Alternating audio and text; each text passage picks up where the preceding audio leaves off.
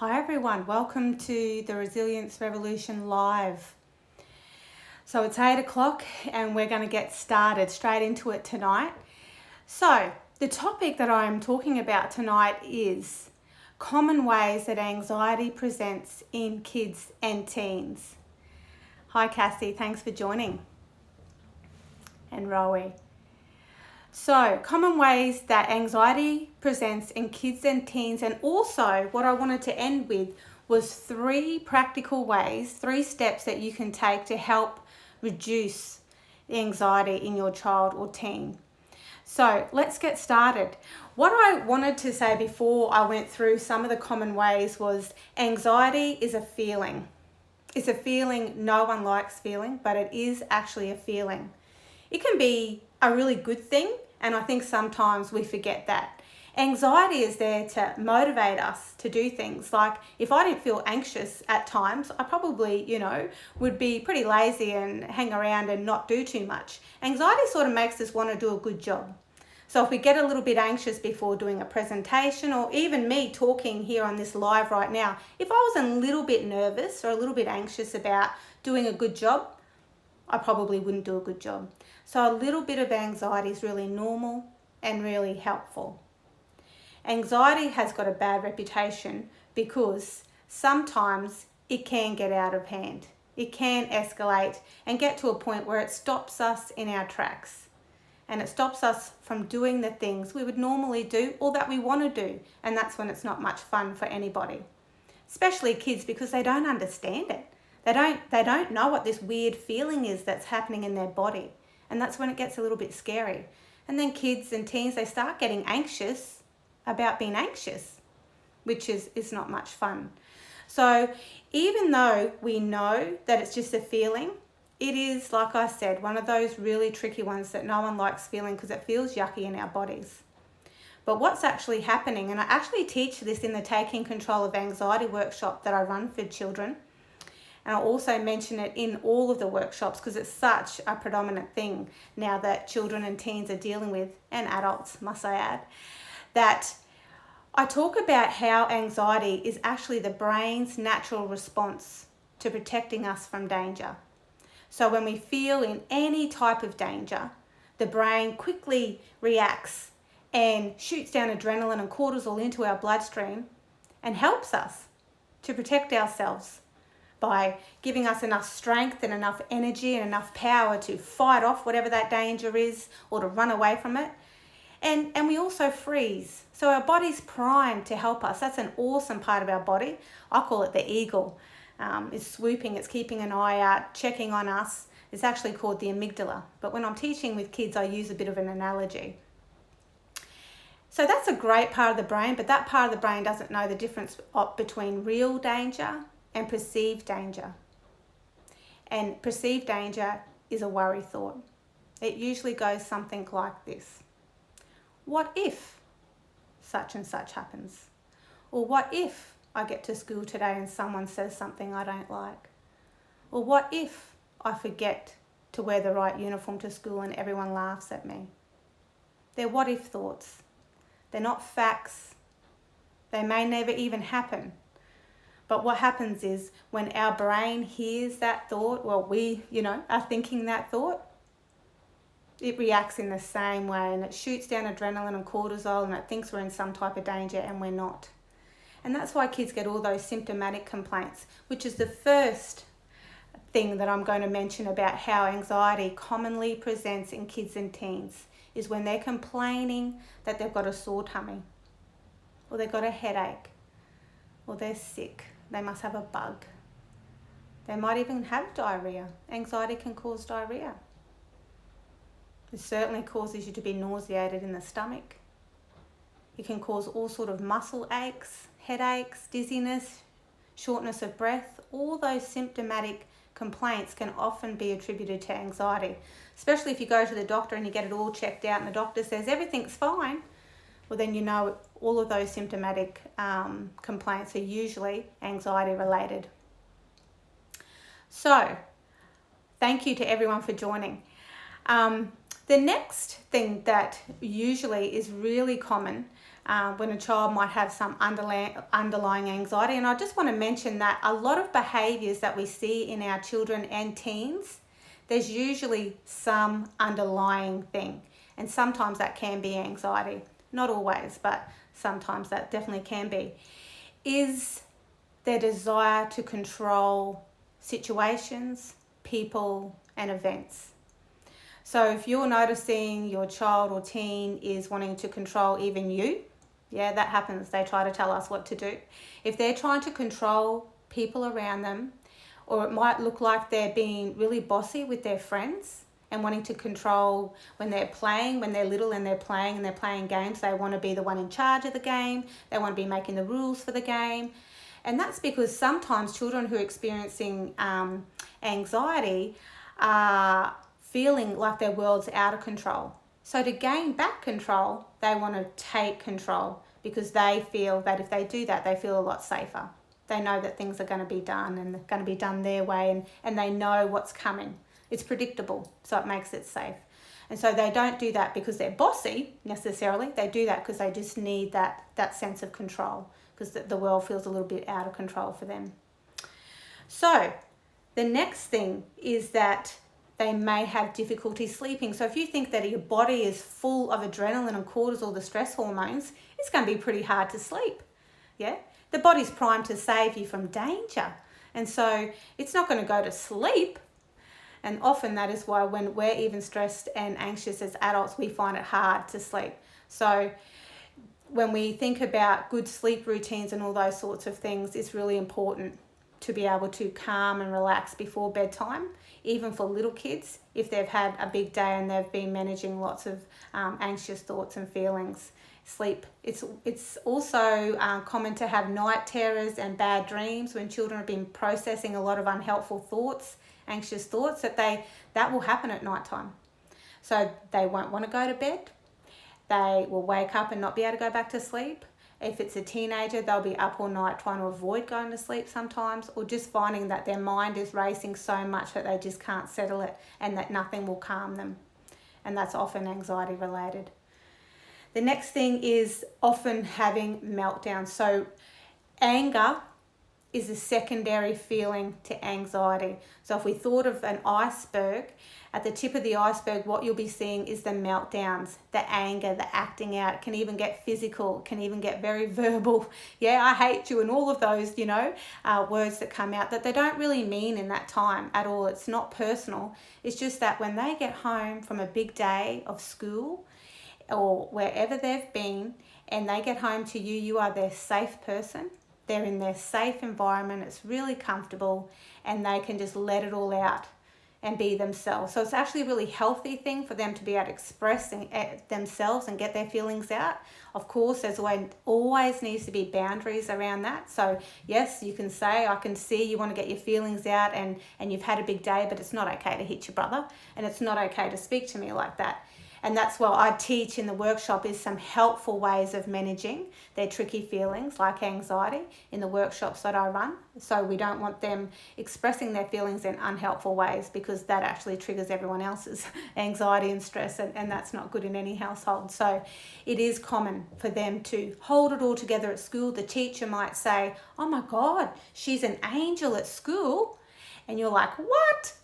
She's not an angel at home. That is so common. I have those conversations on a daily basis, is because they don't want anybody to see that they're struggling at school. They're not going to want their friends to know that. They're not going to want their teacher to comment. So they mask themselves up all day. They hold it in all day, which is actually a really good strategy to some degree. And then when they get home, they let loose. And it never looks nice. Actually, it can look really, really, distressing at times for some parents. So just know that underlying what they've been doing is they've been holding it all day, and they do need an outlet. They do need a healthy way of learning how to do that, though. So just be mindful of that. The other thing is it might actually change their appetite. So they may not want to eat, or they might be really picky with eatings, because what happens with anxiety is we sort of get a lot of sensory. We either want to avoid things, funny things like kids might have on my socks, the seam in my socks isn't sitting right, and it can be little things like that that trigger a big meltdown. They might be sensory avoidant or they might be sensory soothing, and that means that they need certain things that will calm them down. But when they're sensory avoidant, there might be certain foods and textures and materials, clothes that might just trigger their anxiety a little bit and becomes really uncomfortable, and it's too much. Noise is another thing that might happen, but definitely with appetite, they may not want to eat, or you might find kids that actually want to eat way more and they want to eat junk food because those sorts of things soothe us. I know I'm guilty of doing that at times, that when I'm feeling really stressed or anxious, that I'll turn to some sugary food or whatever I think is going to soothe me. Used to be a very bad habit of mine actually. So kids will do that, and that can be some underlying anxiety happening there. Another big thing is having unrealistic expectations of themselves. So you'll hear them getting upset or frustrated with themselves because they're not meeting these standards that they have for themselves. And you'll notice that it doesn't matter what you say, that doesn't even cut it. They're not even really listening, because if it's not exactly the way that they expected it to be, it's not good enough. And then you get the on-flow of the meltdown that might happen from that. So having really unrealistic expectations, it's a level of being a perfectionist really to some degree. So not being able to meet those expectations within their friendships, within their schoolwork, but even their appearance, definitely in teen girls, is a big one. And I'm not just saying teen. When I say teen now, I'm probably talking from 10 years upwards, that girls can be quite obsessive about their appearance at times, especially if they're anxious about what other people are thinking about them, which happens a lot. Certainly with social anxiety, girls and boys, don't get me wrong, will worry about what other people are thinking, that other people are looking at them, that if other people are whispering, that they must be whispering about them. And that's not always the case, but that's how they perceive it to be, because they feel like everyone's eyes are on them all the time, when that's not necessarily the case. Children who are experiencing underlying anxiety will want to avoid any level of discomfort. So anything that's going to cause them discomfort, they'll be trying to avoid it. So avoidance behaviours might look like trying to avoid school is a big one. So school refusal. Often parents get really concerned. They're like, something must be happening at school for them to be, not wanting to go to school. And often what we know is that it's rarely got anything to do with anything happening at school. It's about having to disconnect from you, their caregiver. It's about having to get out of their comfort zone of home with their safe people in their safe environment and having to go to school. That takes a lot. If you're feeling anxious, having to go to a big environment where there's all these people, there's all these rules and expectations and pressures, and not just pressures of schoolwork, social pressures. That takes a lot when you're already feeling anxious. And so it makes sense they're going to want to avoid it. Again, our brain is primed to avoid discomfort. And so they will try to do that. But I'm going to keep saying, and I'll say this a few times, that avoidance is never the answer. The only way to reduce anxiety is to actually go and do the thing that the brain is concerned about, that it's worried about. Because then the brain knows that there is actually no danger there. So it settles, it calms. Now, kids will need a lot of support to be able to do that, depending on their level of anxiety. So I'm not saying just throw them in there and let them sink or swim. That's not what I'm saying. It's about having an expectation that they're going to do that anyway, but with support when needed, if they can't do that themselves. And that it's okay to feel uncomfortable. We can't make our kids comfortable and then send them out into big wide world. They're going to feel some discomfort sometimes, and that's just a normal part of the human experience.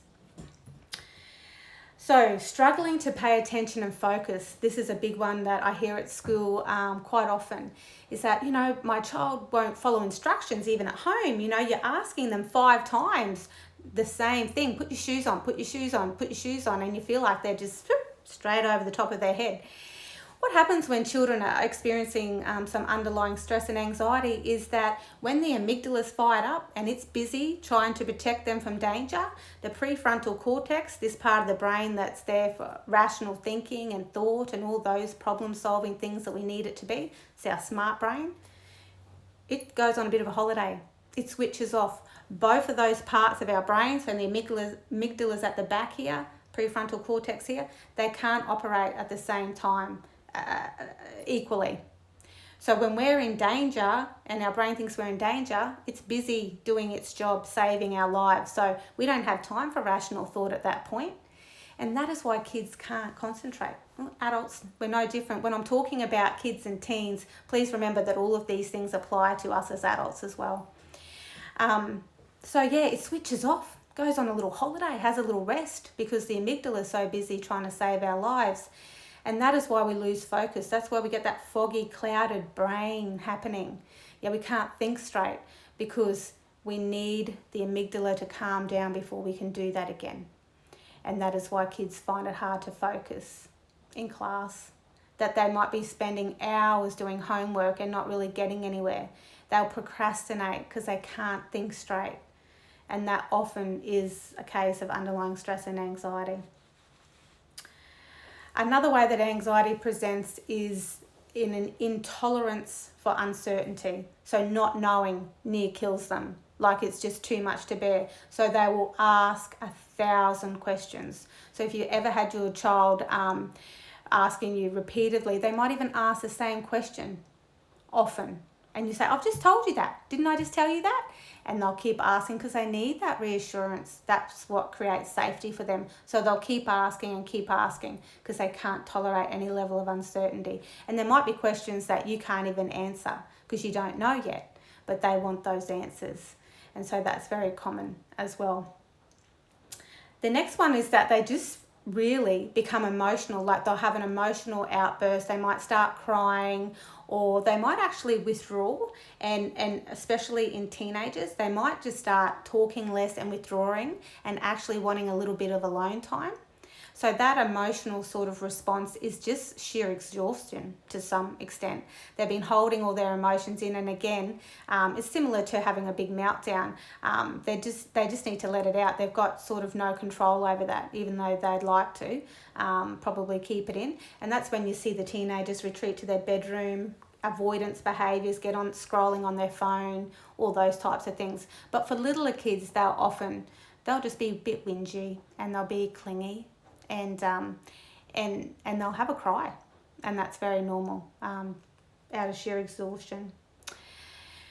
They will want to overplan and overthink every new situation that they're about to go into. So if they haven't been to a sporting event before, or it's their first dance concert, or it's they're going to a new school, or just a play date at somebody's house, they will over-plan that. They might even have a little itinerary. And you're going to pick me up at such and such, and they'll want to talk it out with you. And you might have to go through that with them.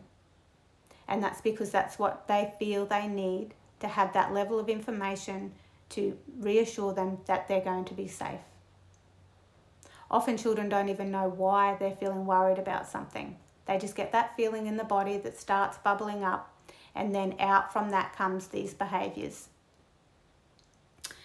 The other thing is that, and it's a big one, is they often have a negative mindset. So when you hear them speaking out loud, often they're thinking negative thoughts. And that is because their unhelpful thoughts are working overtime, because their amygdala is working overtime. And so what we know is our thoughts create our feelings, and our feelings create our actions or behaviour, what we end up doing. And so when someone's feeling really anxious and stressed, they're going to be having a lot of unhelpful thoughts. And of course, they're going to be voiced at some point. And so if you notice your child's always putting themselves down, or, putting other people down, or situations, thinking about the worst thing that could possibly happen all the time, it's often that they're coming from a place of, dealing with some anxious thoughts underneath all of that. And so the best thing that you can do is model replacement thoughts. Not argue with them about it, not try to prove their thoughts wrong, but just say, oh, really? Well, I think this, and give them a replacement thought for that. And then the more that they can hear you modelling those replacement thoughts, those more growth mindset, those more resilient mindset thoughts, they will come on board with that, hopefully. The last way, and don't get me wrong, there's so many ways anxiety and stress can present in children and teens, but one of the biggest ways, even from young, as young as 5 when they start school, is social difficulties. Now, if you picture a little kid who's walking around and their amygdala's firing off and they're not feeling really safe, they're not going to interact with their peers necessarily in a kind way or in an engaging way. They might be withdrawn, they might have their head down, they might be really cautious. Yeah. And if they are worried, sometimes if someone says one thing to them or someone accidentally pushes them or something happens, they're going to come out fighting. Because that's what the brain does. It wants us to fight, flight or freeze. So they're either going to withdraw, which is more like the freeze. They're going to stand there and not know what to say and not know what to do and feel really awkward in social situations, not be able to go up to other people, or they're going to be overly outward in their behaviour because they feel a threat sometimes, whether there is one there or not, they might feel that. So that also looks very similar in the teen years. And as I talked about social anxiety before, often teen girls will talk to me about everyone's looking at me, everyone's judging me. And when they speak, I go, everyone, because often you'll hear everyone. And I say, oh, really, everyone, and you know that as a fact. And obviously, it's not a fact. Not everyone's talking about somebody. Not everyone's whispering. Not everyone's looking at them, judging them. But if that's happened once, that's enough to trigger anxiety. If we've experienced discomfort before, our brain will be primed to look for that same discomfort and protect us from that. And that's how anxiety presents. And so teens have to work really hard to not withdraw, because when they withdraw and they have that anxious look on their face, often people don't want to come up to them because they look angry. It's like, don't come near them, because they're not smiling, they're not open in their communication. They might have their head down and have that sort of look on their face. And other kids really aren't sure how to approach them. It's not their fault necessarily, but it sort of gives off that signal that, I don't want to talk to you, don't come near me. And that's just one way. And it could be that people are overly, they have that big armor on because they are feeling anxious. And so they'll say things and do things that aren't necessarily aligned with their values just because they feel like they have to. They have to be the tough guy, or they have to be the cool kid. And so they put on those masks because underneath all of that, they're feeling really anxious. They're not going to let anyone know that. So they'll put on a good show, especially at school. And then you're wondering, why are they so different at school than they are at home, and vice versa? And that's because they're in a different environment, and it triggers more anxiety. There's more pressure in their minds anyway. So there's some of the common ways that anxiety presents in children and teens. And don't get me wrong, there's so many more ways. I like to think that, all behaviour comes from somewhere. And when I'm talking in the free parent sessions I do at the end of all of my workshops for kids and teens, I talk about the iceberg analogy, and every behaviour comes from somewhere. Children aren't naughty. Often anxiety gets confused with naughty behaviour, and it's just not the case.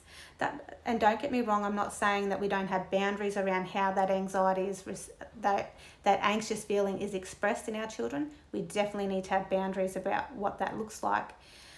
But the thing is, they're not just being plain naughty. That's not the case. They're actually just reacting to these big feelings and not understanding them enough and not knowing what to do with them when we get them. Look, I don't know about you, but it's even hard as an adult when you're feeling stressed and anxious to know what to do, to know what's going to work to help you calm down.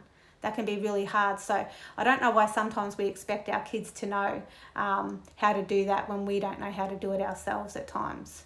And that's the whole point where I'm running these workshops, is so that we can get kids to feel like they have the knowledge and the skills to be able to do that. Because the sooner they know how to do that as at a young age, they're going to be so much better off as adults. Because no matter what happens, stress and anxiety are a normal part of life. So we need to know how to manage them. The 3 quick tips and there's lots of information, and I teach it all at my workshops. But the three that I feel that are going to give you the most value right now would be when you notice that your child is feeling stressed or anxious in that moment. The best thing that you can do is actually acknowledge that. If you can see it, name it, because they mightn't be able to articulate that, especially if they're little kids, but even teens, that they mightn't even want to admit that that's how they're feeling. They might even say, no, I'm not. And that's okay. Just go, oh, I can see that you're feeling really anxious right now, and that's okay. It'd be normal to get anxious before such and such. Yeah. Have you thought about how we can, what calming tools? And I think the first thing that needs to happen before you can rationalize any unhelpful thought, because that's what we want to do. We know that the anxiety is being triggered by an unhelpful thought, a worry thought, a what if thought. That's what it's been triggered by. So, but before we can tap into the rational brain again and change that thought, we need to calm the amygdala down. Yeah, we need to let it know that everything's going to be okay. Yeah, even if it's uncomfortable, everything's going to be okay. And the best way of getting the amygdala to calm down is some breathing, some deep breathing. And usually when you say that to kids, they roll their eyes and go, oh, how's that going to help? And so fun ways, I teach them in my workshops, fun ways of actually getting some air into their stomach, into their lungs. So it might be that, you know, you breathe in for 3, hold it for 3, breathe out for 3. It might be this very common one, do the 5 breathing, where you go up, breathe in, breathe out as you go down, in, out. There's lots of things you can do right there in the moment that will definitely help your child. So breathing calms the amygdala down. That's what it does. So tell them that's what it does. Because they go, take deep breaths. What's that going to do? Actually explain to them why taking deep breaths is going to help them, and they might get on board with it a bit more, or do it with them. So a good thing to do to calm a child is to actually hug them. That really firm embrace calms that amygdala down pretty quickly. So if you're holding them and you're taking deep breaths, they will feel that, and their breathing will be attuned to you, just like it was when they were infants. Yeah, just when they were babies and they'd sleep on your chest, and they can feel your chest rising and falling. So give them a hug if they'll allow you to, and take some deep breaths yourself, and they will usually come on board with that. Another way is engaging any of the 5 senses, so that calms us down. So there's grounding activities, we call them, which might be that, oh, let's go for a walk and look at 5 things we can see, 4 things that we can hear, 3 things that we can smell, da, da, da, da. So engaging the senses in any way is good. So get out in the fresh air, you know, splash your face with water, have a cold drink. They're all things that you could get their amygdala to start calming down and understanding that there's no danger there. As soon as you can actually do that, it could be that they go jump on the trampoline. Often I'm quite aware that these things, the anxiety is triggered just before you've got to get somewhere, like school or to the shops, or you've got to get to work and you're trying to say goodbye to them, and they're experiencing anxiety. So I'm aware that some of these things you just don't have time for. But if you have a bit of a toolbox of things, again, I certainly teach this at the workshops, but I think that anyone can create that in their own home, a little toolbox of strategies ready to go in those moments. Things that you know are going to work for your child that calm them down instantly. Whether it's you say, go out and pat your pet dog or your cat, because even that soft, smooth, sensory, soothing things can help calm the amygdala down really quickly. The next thing, once we do a little bit of calming, and I'm not saying they're going to be totally calm, but calm enough that you can rationalize with them, that you can get this part of the brain to start switching on a bit more, then you go, yes, I understand you're really worried about whatever it is, but we're going to do it anyway. And I'm here for you. So how can I help? How can we sort this out? You're not going to do it for them, but you're going to say, we need to go. So say it's, for instance, they don't want to go to school. You go, well, we've got to go to school anyway, so how can we help? How can I help? And it might be that you suggest that on the drive to school, you give them the phone and they're going to be the DJ on the drive to school that day, and they're going to play their favourite songs, because that takes me to step 3. We're going to calm them down. We're going to engage their rational brain and give them some strategies for replacement thoughts still requiring them to do the thing that they're worried about. Third thing is get busy doing other stuff. Distract them. Remember when they were little toddlers that, if they were going for the DVD player, when we had DVD players, I just remember that one. Kids used to always try to poke things in things when they're toddlers. And so you tell them no, no, no, and they don't listen. And so the only way that you could get them to stop doing things when they were toddlers is actually distract them with something else. That's exactly what we have to do when they're feeling anxious. And that's not to avoid it. Sometimes people go, oh, isn't that avoiding anxiety? No, no, no, no. All our feelings will pass through us effortlessly if we don't attach meaning to them.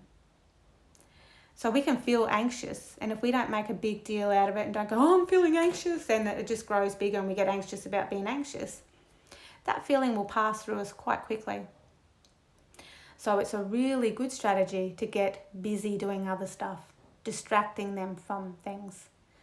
And so that might be that you engage them in any activity that's going to take their mind off the anxious thought that they're having while they go about doing what they need to do at the same time. So it's sort of like, I use the analogy of road tripping all the time in all my workshops, even the mum's workshop, because it helps us understand and remember things. And anxiety is sort of something that, you don't want driving your car. I tell the kids, you don't want anxiety driving your car because that could be a bit crazy, a bit scary. And so eventually we want to shift anxiety over to the passenger seat, because we can't just throw it out the window. I mean, that would be lovely if we could, but we can't just throw our feelings out the window, because we'd have to throw happy out the window too, and joy and all that, and we don't want that. So we move the anxiety over to the passenger seat.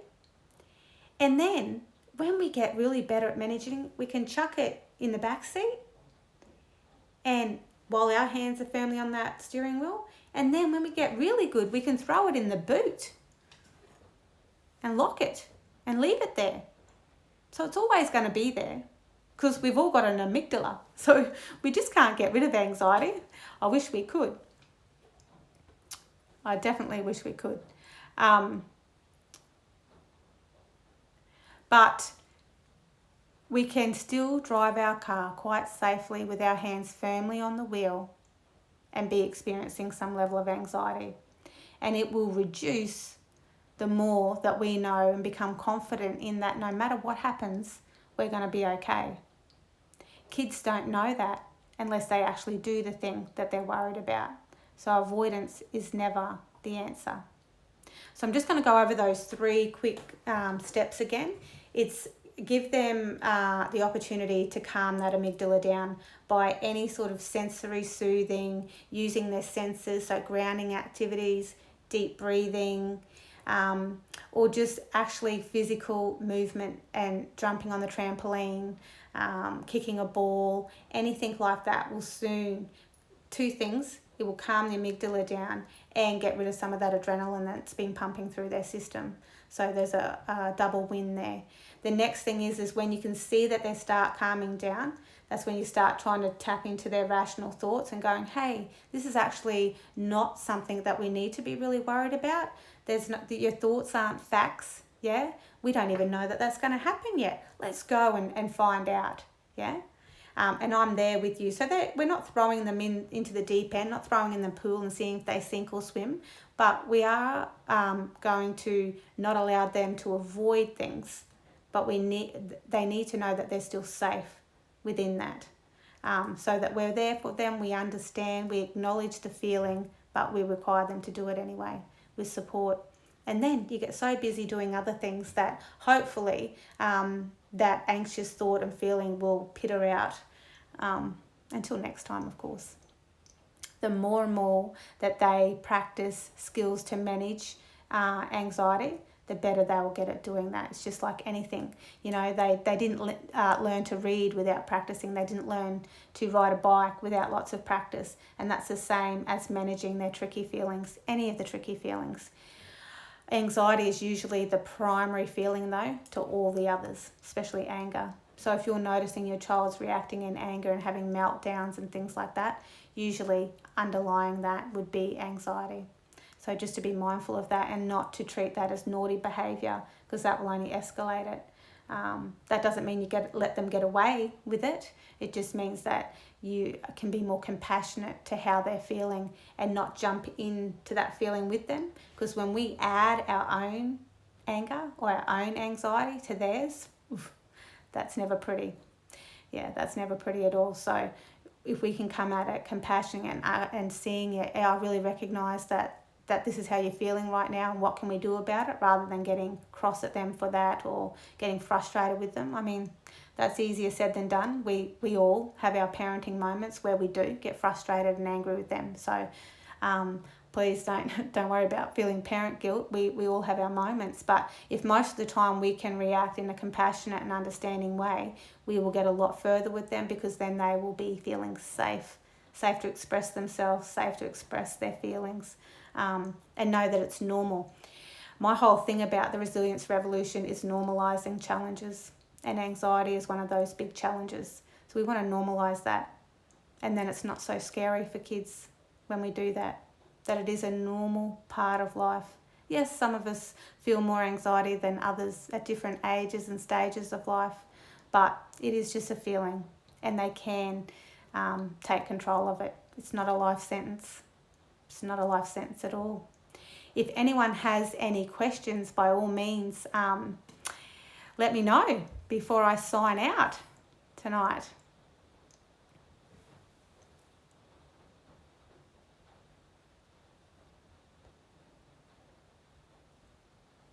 Okay, doesn't look like I have any. Thank you so much for joining me, all those that joined me. I really appreciate it. And if you've got any questions that you think of later on, please just let me know. Email me or send me a DM. I'll be happy to answer any questions you have. If you're interested in your child or teen attending one of my workshops, I've got workshops coming up really shortly in Brisbane, the Sunshine Coast, Toowoomba, Mergen, and there's also a waiting list for workshops on the Gold Coast. And if you're not in any of those locations but you're really keen for your child to attend one of the workshops, you can actually host your own private workshop and I will come to you. So all that information is available on my website, www.theresiliencerev.com.au. But by all means, please just reach out and I'll be happy to answer any of your questions. Take care.